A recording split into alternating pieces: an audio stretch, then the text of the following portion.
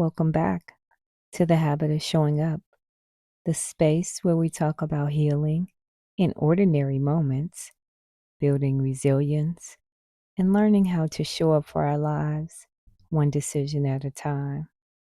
Today, I want to talk about the detours, the roads we never planned to take, the decisions we wish we could do over, the heartbreaks, the setbacks, the moments that left us wondering, how did I get here? A few years ago, I heard a line from Jay-Z that has stayed with me ever since. It went something like this. He said, "To be who I am now, I had to be who I was then. If I change one thing, I might be someone else." That made me stop and think, because for a long time, I look back at parts of my life wishing I could rewrite them. Maybe you've done that too. Maybe you've replayed conversations, second guessed decisions, wondered what your life would look like if you had taken a different road. I know I have. We all have a journey, men and women, parents and caregivers, people building something new, and people trying to find their way after something ended. People building careers, people leaving unhealthy situations, people raising families, people healing, people grieving, people who made the right decision at the right time, and people who still wonder what they were thinking when they made some of their choices. None of us gets through life without detours, and embracing your journey doesn't mean you have to call every part of it beautiful.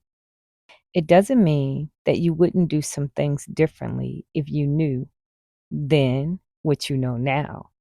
It doesn't mean the people who hurt you were right. It doesn't mean your mistakes didn't have consequences. It simply means you stop requiring your past to be perfect before you allow yourself to appreciate who you are today. That's where I am.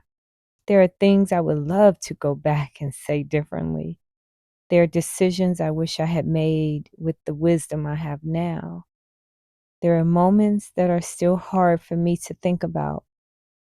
But before I get too far into wishing things had been different, I remember something. I like me. I love me. And learning to say that has taken time. Loving myself is still an ongoing project. I don't wake up every day having it all figured out, but I have learned to stay on my own side. And I think this is where showing up for yourself becomes so important, because life requires a lot from us.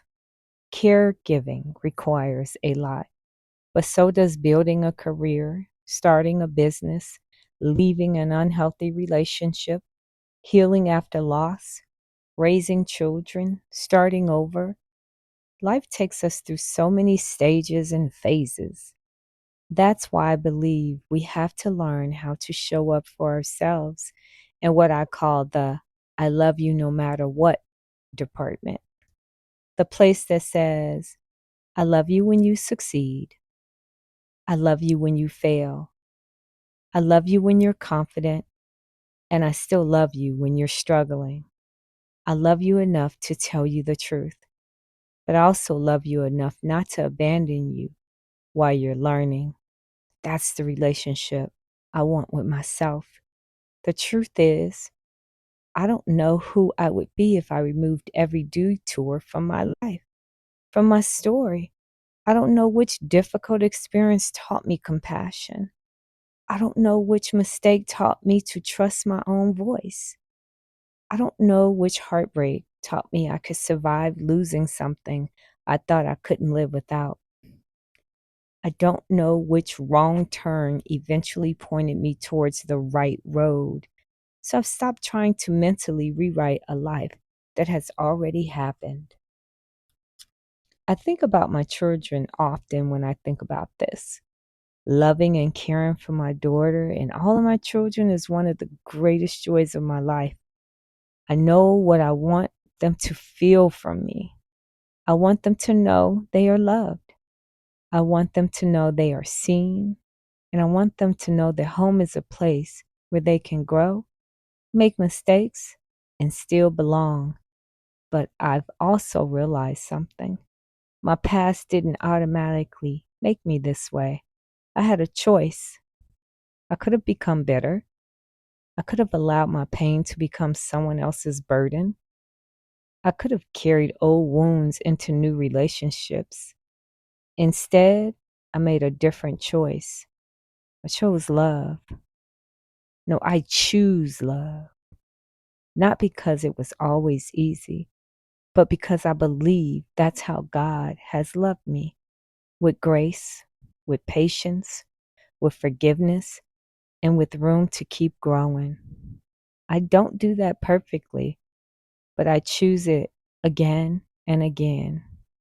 Maybe that's what the detours have really taught me. Not that life has to be perfect to be meaningful, but that I still get to decide what I carry forward. I can carry wisdom without carrying shame.